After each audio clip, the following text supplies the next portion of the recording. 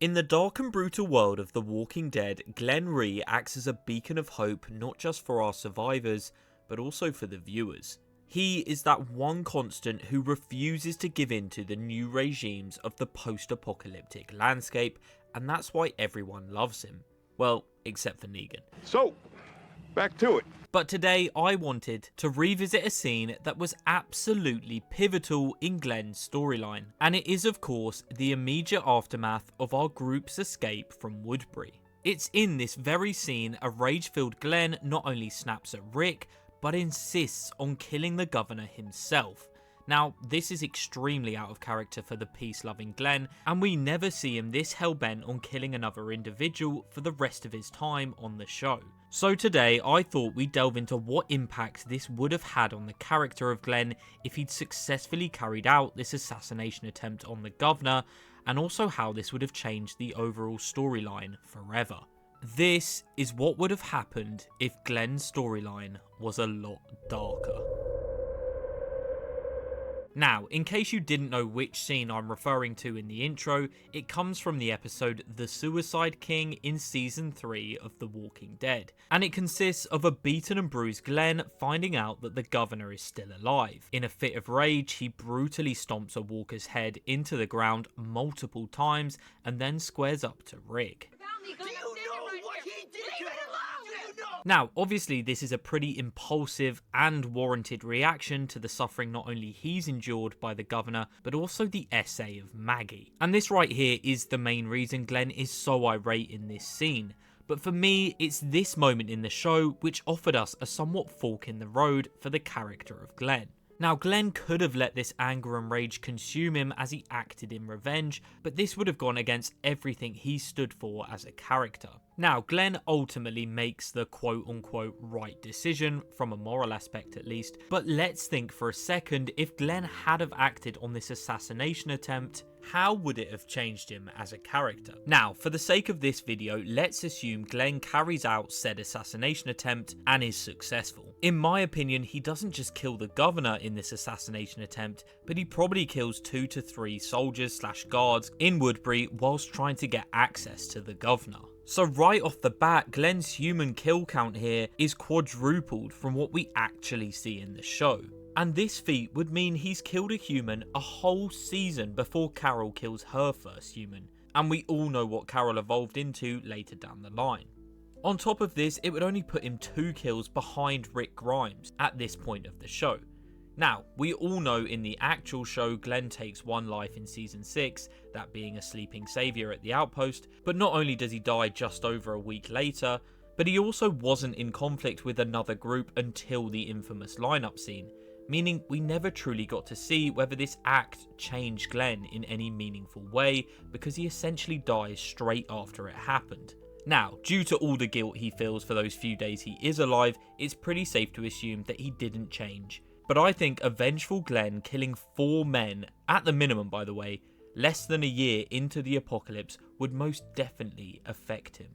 In our hypothetical timeline here, he also kills the governor in Season 3, meaning there is no assault on the prison, so Andrea and Merle survive and Herschel is never beheaded. So that's it, right? They all live happily ever after. Okay, that would obviously be far too boring for a YouTube video. Let's assume the prison falls somehow, and our group still have to head to Terminus. Now, after arriving and everyone being captured and put into that train cart, and then quite swiftly escaping, not only do I think Glenn goes back with Rick and a probably now alive Merle to finish off the surviving termites, but also starts to take up a bigger leadership role within the group. Taking down the governor would have solidified Glenn as one of the group's strongest members. While he was already respected, this act could have made others see him in a different light. In caveat to that, however, our group didn't know the full extent to how evil the governor truly was at this point. So some members of our group, particularly Andrea, who was still madly in love with the governor at this point, could see Glenn's actions as unnecessary and barbarian, which could cause some issues later down the line. But then again, I'm sure Michonne would be able to make her come round, as well as the reason for Glenn doing it being the essay on Maggie. So I do reckon Andrea would come round to the idea. And for a while after Terminus, I don't think Glenn's storyline changes that much from the show, to be honest. After Beth's death gets settled with the killing of Dawn and the exchange of Noah, our group once again hit the road until coming across Aaron. Now, like Rick and Daryl, I think Glenn becomes more cautious in this situation, but the group still ultimately do end up going with Aaron to Alexandria. And for me, I think this is where we'd see the biggest change in Glenn. In the main show, our group are extremely skeptical of Alexandria as the place has been largely sheltered from the horrors of the world around them. And right away, our survivors demonstrate their worth by basically assuming control. Rather quickly, Diana becomes second fiddle to Rick, and we see our group essentially run the community. And Glenn would be no different. I think instead of just going out and helping Nicholas and Aiden, he demands to lead them this time. And they would probably reluctantly agree. Again, in this timeline, I do think Nicholas tries to kill Glenn, but this time there's no mercy. Glenn gets the better of Nicholas in their struggle, like in the show, but this time he straight up executes him Rick Grimes style. I think at this point Glenn's kill count would probably be sitting somewhere in the low teens, with around 4 from the governor assassination, 5 or 6 from the Terminus situation, a couple of wolves in their attack on the settlement, and finally Nicholas right here. Now of course, with no Nicholas, this means Noah survives, and he gets to live out his architecture dreams, mentored by Reg Monroe.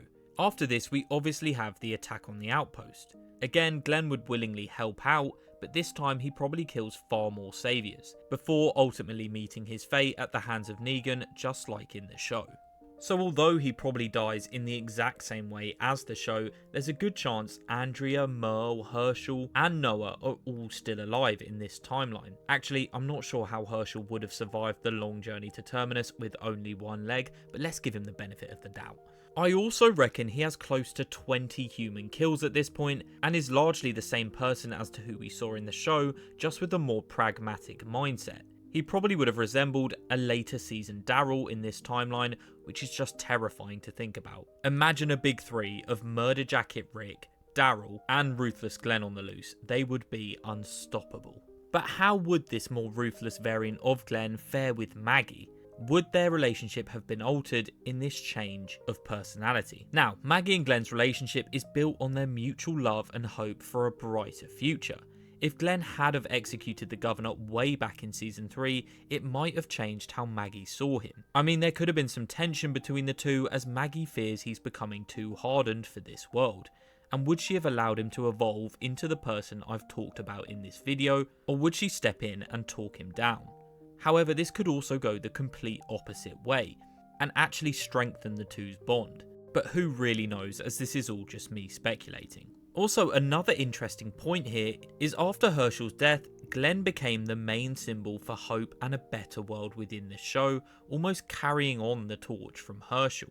But in this hypothetical timeline, Herschel survives, at least for a while longer, so Glenn wouldn't have to play this role from a writer's perspective if they had have gone down this avenue in real life. But I do think if Glenn started morphing into this hardened survivor I've talked about, he would most certainly clash with Herschel, especially being the boyfriend/husband of Maggie. Herschel was an advocate for peace, and with Glenn becoming increasingly violent, he could possibly no longer approve of him as a suitable partner to Maggie, causing a rift in the two's relationship. Now, we all know in the show, Glenn chose not to act on his desire to kill the governor, and ultimately became a symbol of hope and morality within a very dark and twisted world. But if Glenn had have acted in revenge, I do think we would have seen a much darker storyline for such an iconic character. One that probably resembled Rick Grimes. Now ultimately, that's why it doesn't happen, because this storyline would have been way too similar to Rick's. But it's still very interesting to think about. In the comics, Glenn is largely the same as his TV show adaptation, however he is more willing to kill.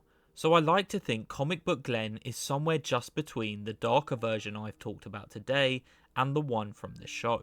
Now, ultimately, as much as I would have loved to see this much darker version of Glenn's story, one in which he balances on a fine line of moral ambiguity, that role is already filled by our protagonist, Rick Grimes. So the version of Glenn we did see in the TV show was not only for me the right decision from a narrative point of view, but also for cementing Glenn as a fan favourite. I also think it would have been cool to see some of the survivors Glenn would have inadvertently saved by killing the governor in season 3 interact in some other situations. Like, imagine Merle and Negan coming face to face.